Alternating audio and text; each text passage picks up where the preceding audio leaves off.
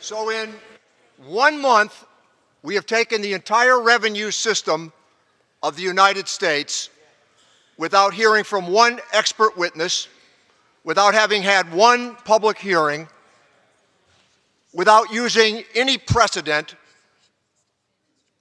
and changed the entire tax system of the country, tilting it clearly to the people at the very top. And when they say, as they certainly will, well, we've been doing hearings for 5 years. We never had one hearing on this legislation, not one.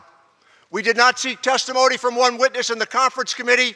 We got to offer opening statements with no amendments. There was no chance for any input on our side. More than anything else, this is a missed opportunity.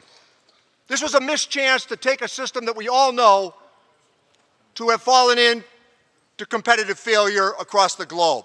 But instead, they decided to go it alone. So here's the way you want to think of this for those of you who are following this debate.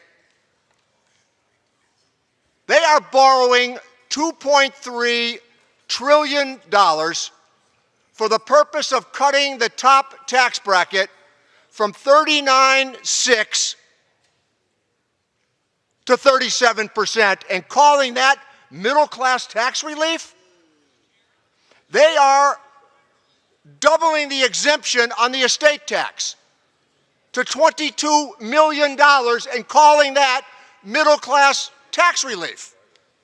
They are eliminating the alternative minimum tax for people at the very top and calling it middle-class tax relief.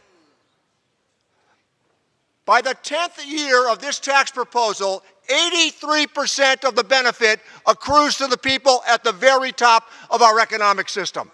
That is not in dispute. And they say things like, well, in 5 years, we're going to correct this measure. Then they talked about the idea that somehow this was about simplicity. When you get into the phase-ins and the phase-outs, you're all going to pass out from trying to read this tax proposal. The complexity that they add to the system is unparalleled, all to secure a tax cut for people at the top. So here we are in the holiday season, and they're telling us, by the way, that if we just borrow this money, that everything's going to be fine. What did they say about borrowing when Bill Clinton was president? What did they say about borrowing when Barack Obama was president? They lecture us day in and day out in an unyielding manner, even though the economic performance of Clinton and Obama outweighed the two Republican presidents in between. So here's the game plan for the holiday season. On your credit card, you know what the holiday hangover is? People go out and use their credit cards and they figure out all year how to try to pay for it. It's going to take you more than 10 years to try to pay for this, all upon the spurious notion that they guarantee economic growth, as the president said, by the way, that's going to exceed 6%. 6%. They're telling us that the stock market's gone up because of them, even though it's gone up since March of 2009. They're telling us now that this is going to spur unparalleled economic growth, even though the economy's been growing for 88 straight months.